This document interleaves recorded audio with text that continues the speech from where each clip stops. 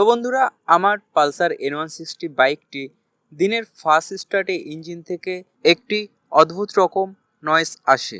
তাহলে চলো আওয়াজটা তোমাদের শোনাই।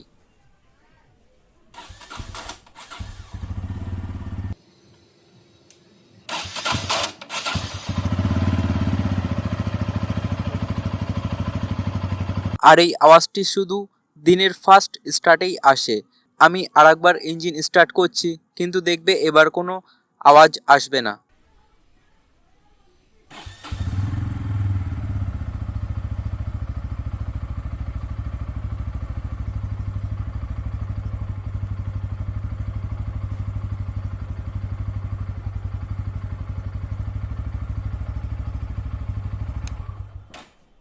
তো বন্ধুরা, কারোর যদি জানা থাকে আওয়াজটি কেন আসছে, তাহলে অবশ্যই কমেন্ট করে আমাকে জানিও।